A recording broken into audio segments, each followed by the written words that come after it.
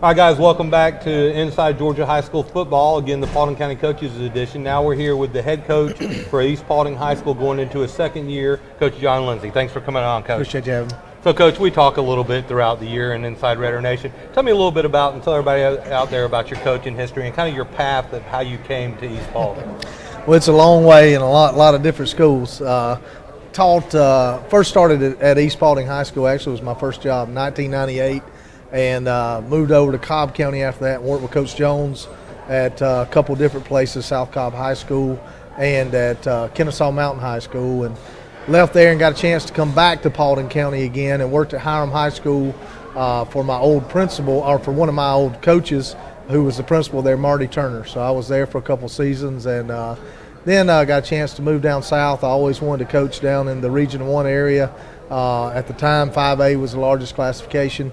So moved down to Camden and stayed there for 6 years, and was able to have a lot of success, and was promoted from assistant coach to defensive coordinator while I was there, and got the itch to be a head coach, and got a chance to go over to Irwin County after that, which is in deep South Georgia, and left there after 3 seasons and a semifinal appearance, and went over to Cook County, which is right below, and stayed 1 year, and had a couple of things come about personally. My son broke his leg, and some things went on that year. I enjoyed my time at Cook, but got an opportunity to come back home to East Paulding, and here I am. While I was at Cook, we won the region championship that year, went 9-3, and got beat in the second round 7-0. So really had things I felt like cooking there, at Cook.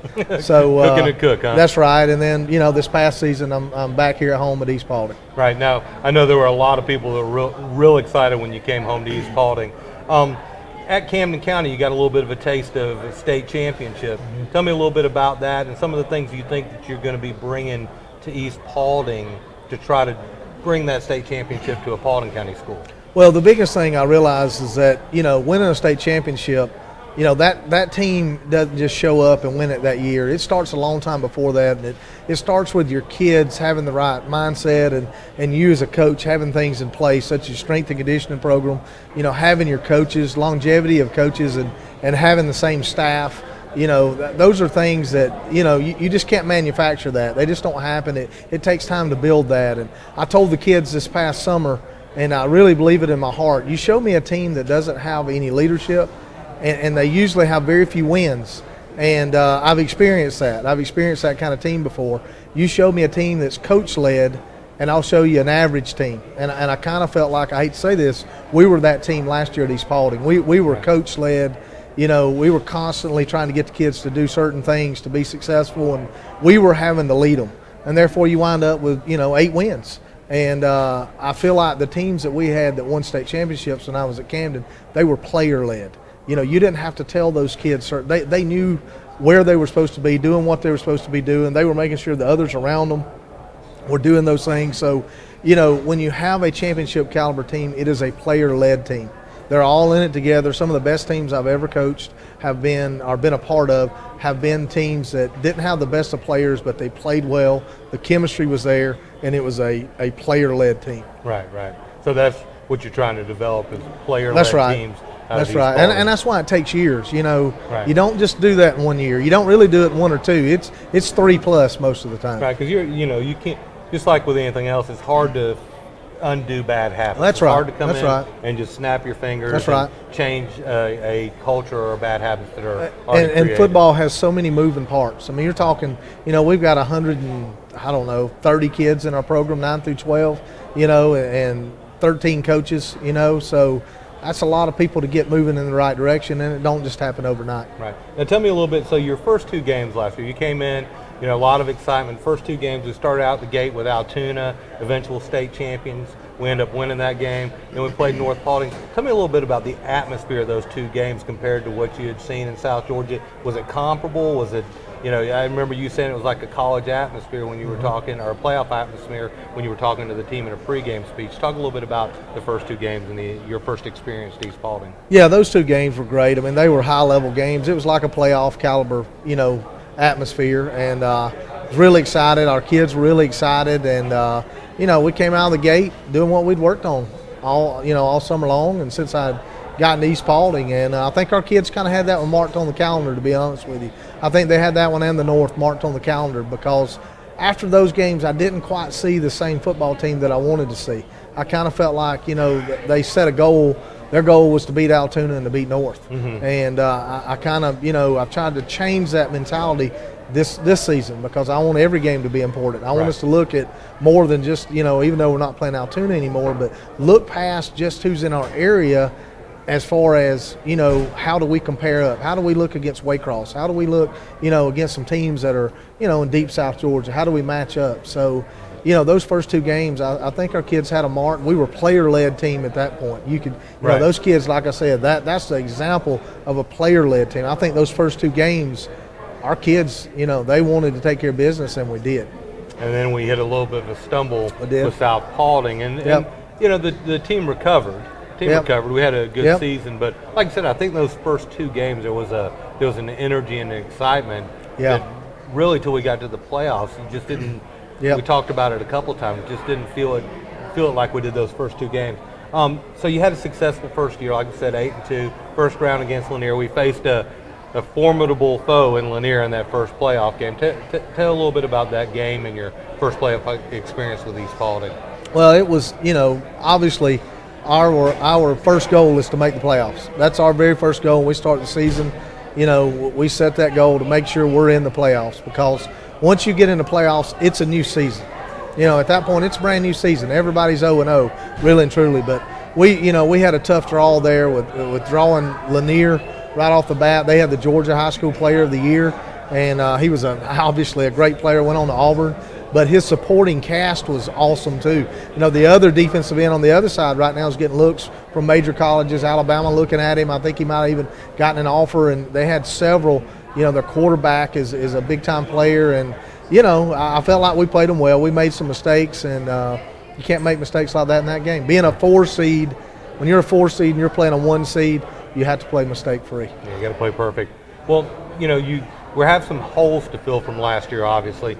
Talk a little bit about some of the kids that have moved on, and some of these kids, you got a couple of them here today that are going to fill those holes. You got a couple players that are going to be key impact players with us today. Talk a little bit about some of that, if you would. We've had a fabulous off season. Our seniors that left us this past year, once we looked around in the weight room and those guys were gone, we had some kids that started taking pride in our weight room and in our off season work, and I feel like that that's really going to propel us into this season. I've been preaching to them all year long that a lot of our sophomores are going to have to play.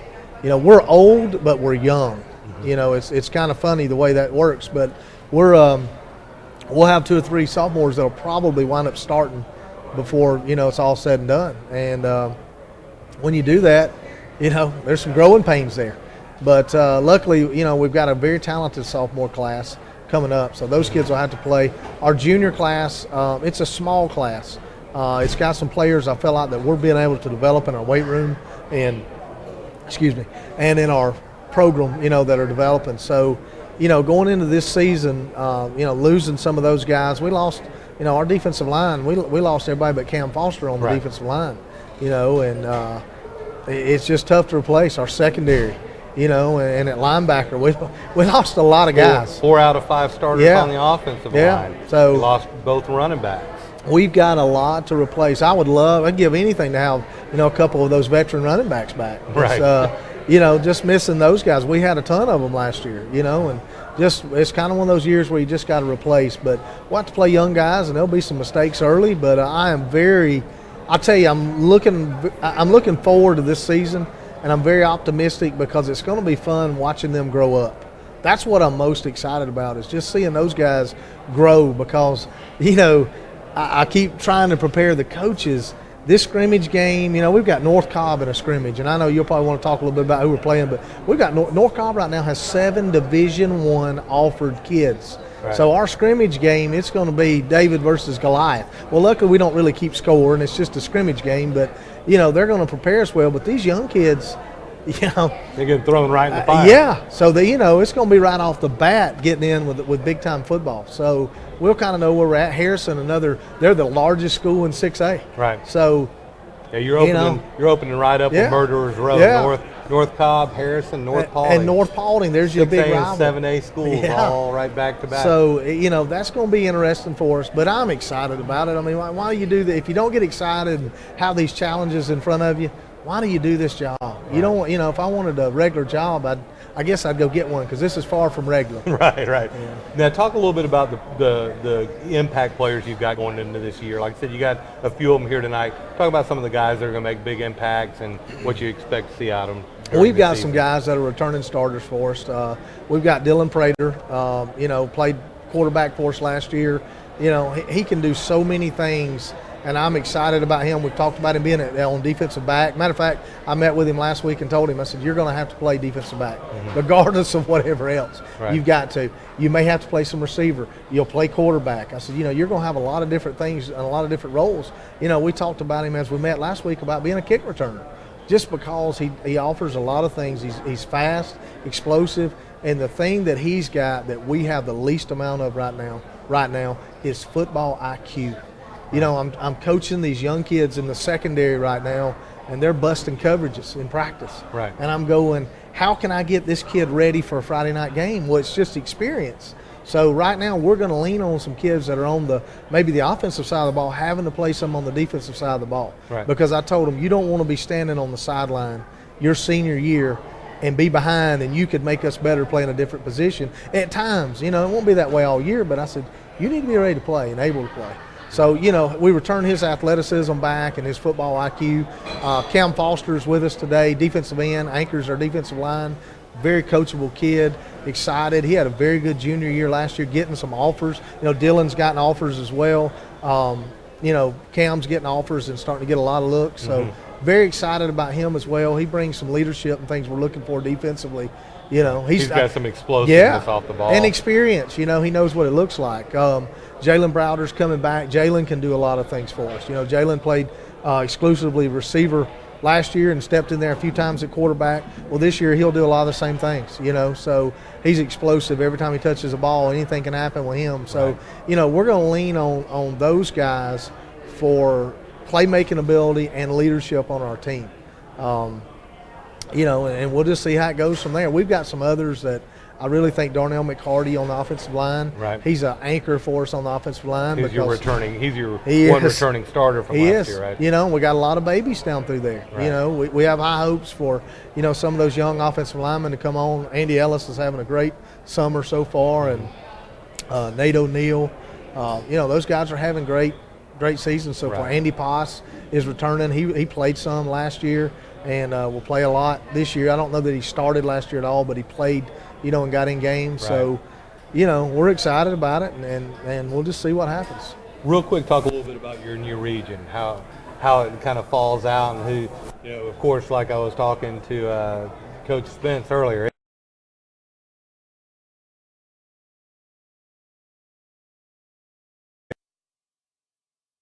It's going to be one of the toughest regions I've ever been in, and that includes, my time in South Georgia. I remember when I went to Irwin County, I had Clinch County, who's won multiple state championships, Wilcox County won multiple state championships, Charlton County, who's won multiple state championships.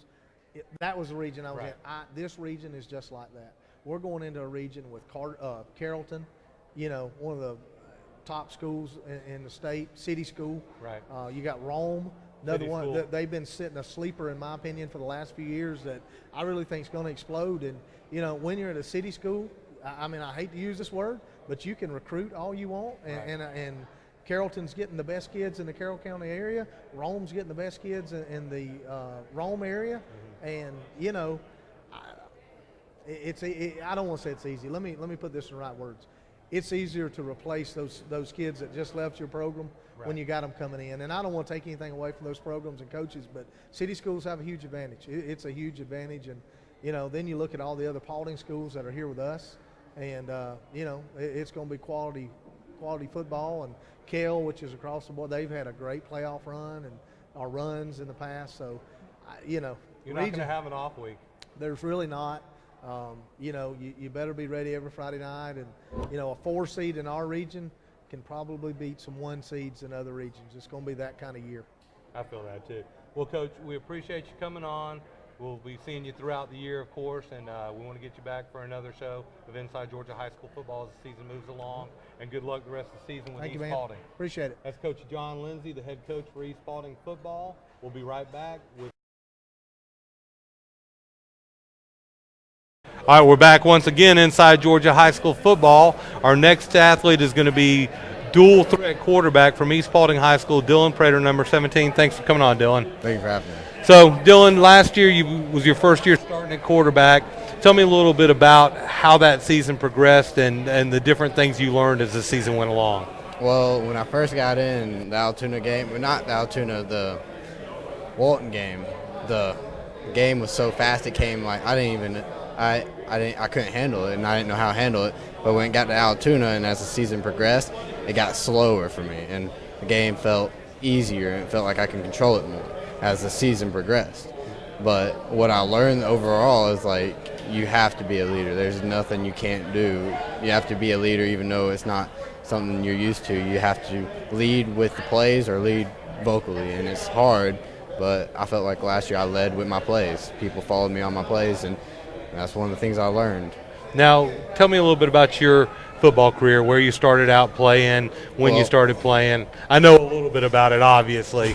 I started playing football when I was 4 at Hiram Cougars, and I played with the group older than me that year. I played with the 5-year-olds because there was no 4-year-old group, and I was the littlest kid on the team. They called me Pickle, and I went through all rec ball with the nickname Pickle, and I was the smallest kid because and I played middle linebacker and receiver, and I hit people hard, and I'd always trash talk. You'd never think I'd trash talk, but I trash talk all the time when I was at Hiram, and I was a double-digit number 33, and no one expected me to do anything. Yeah, I remember me and Mike Thompson were standing on the sidelines, and the official came over and said, "You're going to have to tell your nose guard to stop talking trash." And we said, "Who?" He said, "That number 33." And we both looked at each other because you were the quietest kid off the football field. Now, about last season, Coach Lindsay came onto the scene last season, and we had a real successful year over at East at 8-2.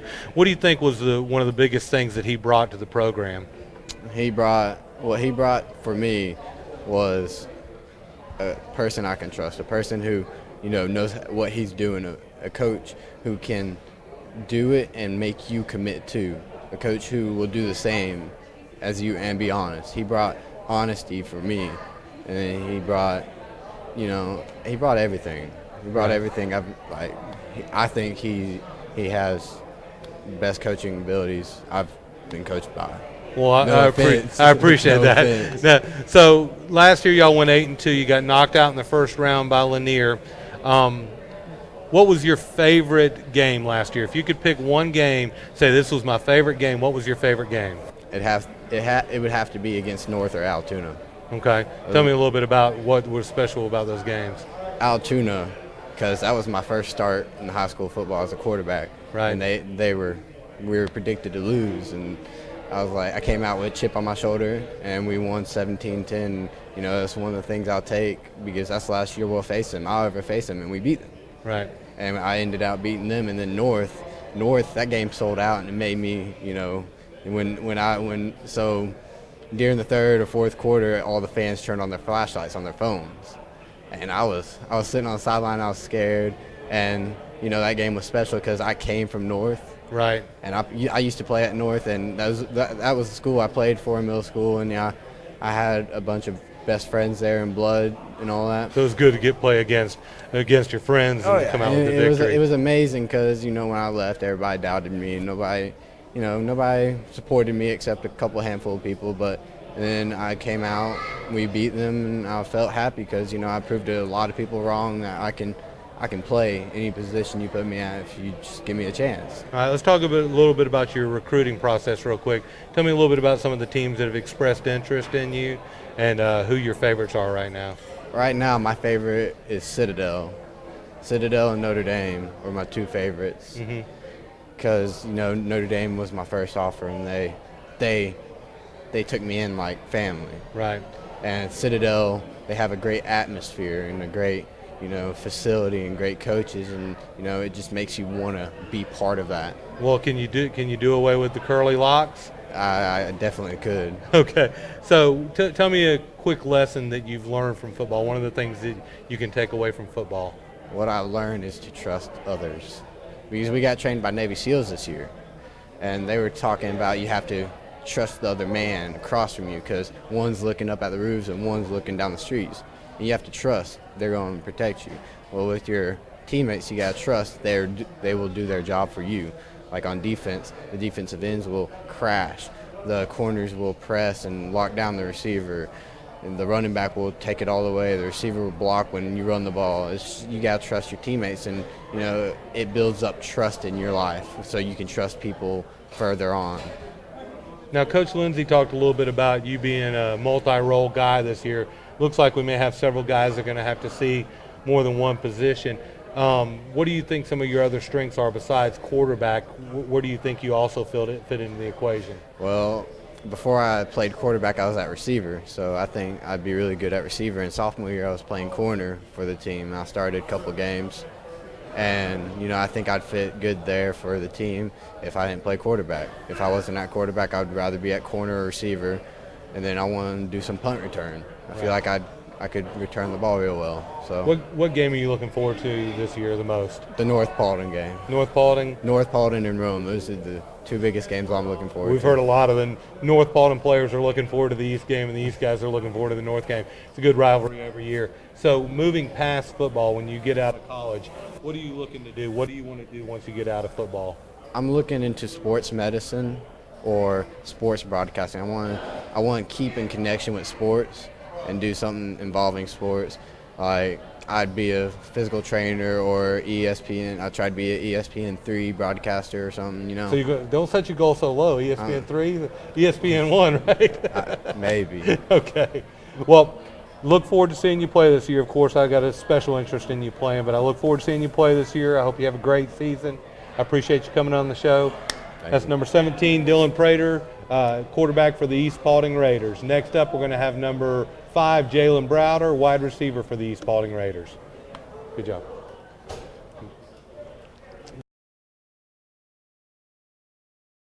Back here inside Georgia High School football with 3-star wide receiver and athlete number 5, Jalen Browder. Jalen, thanks for coming on the show. Thanks for having me. So tell me a little bit about your football background. Like I've said to a couple of these guys, I think I know a little bit about it, but tell me a little bit about where you started out playing, how long you've been playing. I started out playing at New Hope.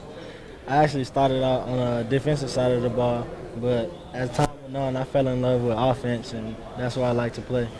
So you moved to receiver like at 10 years old. I remember you playing receiver at 10 years old, and Bailey back there throwing you the ball. Yes, sir. Yeah, it seems like a lifetime ago. So tell me a little bit about your recruiting process. Right now I know you've got 20-plus offers out there on the table. Tell me a little bit about the process. I know you've narrowed it down to your top 10. Yes, Are you getting close to a top 5? Yeah, I am. I'm narrowing it down.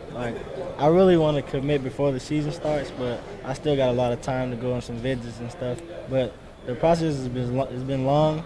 Well, not that long, since about February, right? January, we got my first couple offers. But yeah, it's been long, but it gets good over time. Like when you go on your visits and stuff, that's when you really get to know what do you like during the school, and yeah.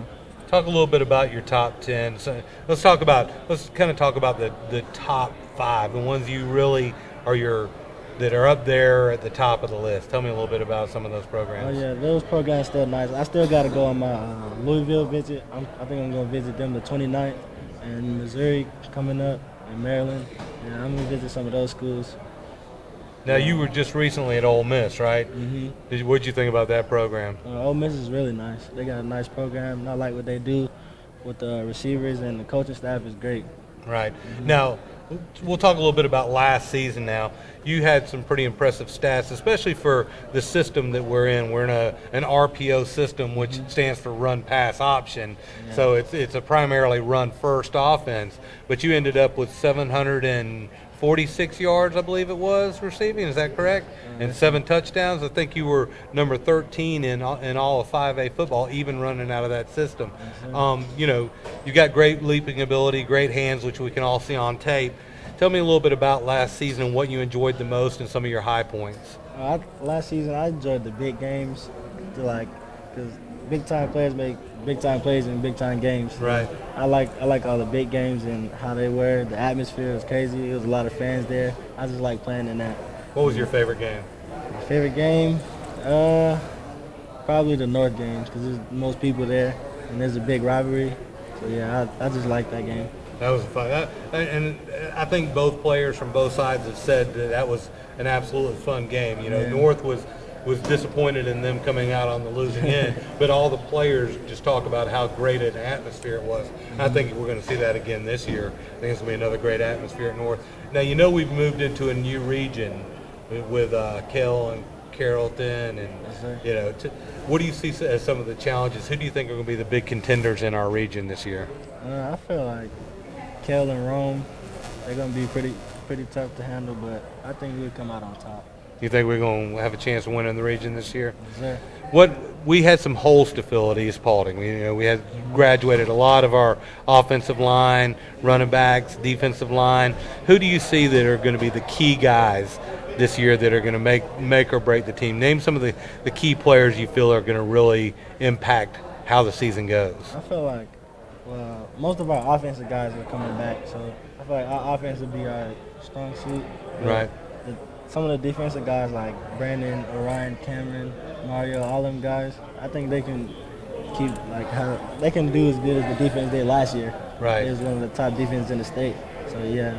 Yeah, I mean, I've been impressed with what I've seen with the defense so far. I mean, we got some young guys in the secondary, you know, that are going to have to learn on the go. They're going to have to learn quick, right? Because like Dylan was talking about the Walton game and how fast that it is. When you first step out there in your first varsity game, it's a whole different level than JV and freshman is.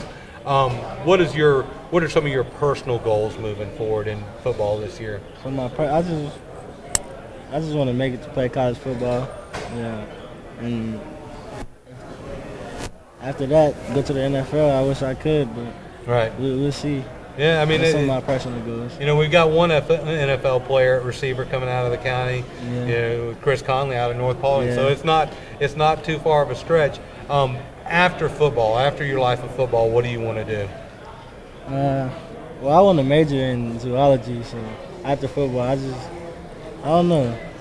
It depends on how my life goes, I guess. How my life goes from college and so on. You're hoping to hit that pros and then figure it out from there. Well, that's good. I mean, you've definitely got all the intangibles. You got the height, you got the speed, you got the hands. You know, and it's just one of those things where you just got to be better than the next guy. You know, me and you went up to the opening, that Nike opening. I took you up there to Buford, and you got to see a little bit of. There's a lot of good players out there. There's a lot of good players out there. Well, buddy, I've enjoyed watching you grow as a player. I look forward to seeing you this year. Good luck out on the field, and let's see what East Paulding can do this year. Yes, sir. That's Jalen Browder, number 5, wide receiver for the East Paulding Raiders. Next up and last but not least, definitely, Cameron Foster, defensive end for the East Paulding Raiders. All right, we're back at Inside Georgia High School Football with our last player interview for the night. Like I said, last but certainly not least, we're going to talk to number 58 defensive end for the East Paulding Raiders, Cameron Foster. Yes, how you doing, Cam? All right, Coach. How are you? Good to see you. Good to see you. Yes, sir. So let's talk a little bit. You're 6'2", 230 right now. Yes, sir. Let's talk a little bit about where you played your ball growing up, where you played rec ball, where you played your middle school ball. I played pretty much through East Paulding like my whole football career pretty much. So I played rec starting like 3rd grade, and I played all the way up through the middle school. And so you were out at the California Park with the East Paulding Raider program Yes, out sir. there. Okay. Yes, sir. And so you're a Raider for life. Yes, sir. That's a good thing. That's Yes, a good sir. thing. So tell me a little bit about your feelings about last season. There were a lot of ups and downs last season. I mean, overall we had a great season out at East, right? But we didn't quite come away with what we wanted. We went down the 4-seed path instead of the regional champ path. Right. So talk a little bit about last season. I feel like we had a great overall season, like you said, pretty much. But I feel like we really didn't live up to our potential last year. I mean, because we had a lot of talent. We have a lot of talent this year, but we're looking to take it a little bit farther this year. Right. Yes, sir. Now, tell me a little bit of the lessons you've learned playing football over the years, things that you're able to take from football and apply to your daily life, apply to school. Football's really taught me, like the main thing it's really taught me is discipline. Just being able to work with other people well and just cope with different situations and stuff like handling adversity, like you said, and all that good stuff.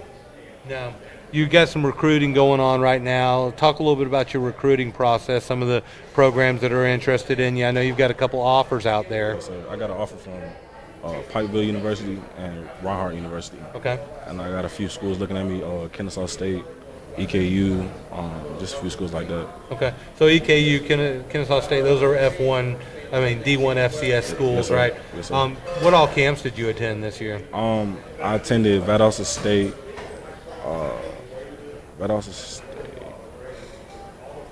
Reinhardt, Shorter, Kennesaw State, and that's about it for sure. Which was your favorite camp? Probably Valdosta State.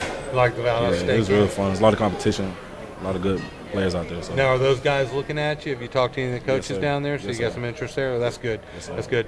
That's a Division II school. Yes, sir. It's one of the bigger Division II schools, kind of like West Georgia. Yes, sir. West Georgia is a Division II school, but they really should be FCS. Yes, sir. What was, if you were to look back at last season, tell me a little bit about your favorite moment last season. What was your favorite moment during the season?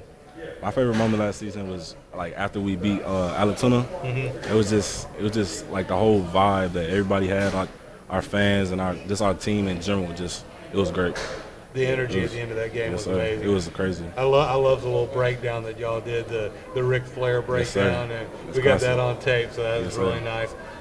Moving forward, we're going to be playing some pretty tough competition this coming season. Yes, sir. What game do you see as the one you're looking the most forward to going into 2016? North Paulding. North Paulding. That's always our biggest. That's the biggest, funnest game of the year. That's probably the game I've heard the most Yes, tonight, sir. is the Northeast game. Yes, sir. We plan on getting after that. Yeah, Yes, so sir. I mean, each year, it started out, it was a really lopsided affair Yes, at sir. first. East Paulding was pretty dominant Yes, against sir. North Paulding, but they didn't have a senior class. And once North Paulding became more established, now it's a pretty good game Yes, sir. every year. Yes, sir. What do you think are going to be the keys to being successful this season? We got a lot of holes. Yeah. Tell me some of the people that are going to have to step up and make plays this year. We got a lot of sophomores, so we're not really like old as a team, I guess. Right. And I think our main thing is really just playing like disciplined football, paying attention to details, and just getting after it. Everybody playing with good effort and good heart, and just getting after it.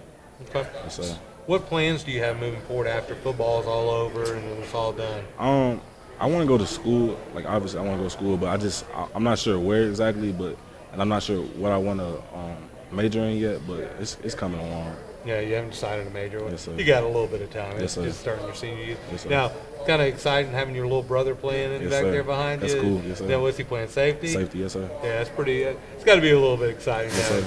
having him back there. In our family, we got 3 guys going to step on the field on Friday night. So, well, I'm looking forward to it this year. I wish you the best of luck. I know you're going to be terrorizing some quarterbacks this sir. season. Yes, sir. Best of luck to you this year. Appreciate you, Coach. And we'll be watching you on the field. Yes, sir. That's Cameron Foster, number 58, defensive end. That's our last player interview for the night. We'd like to thank everybody for tuning in to Inside Georgia High School Football.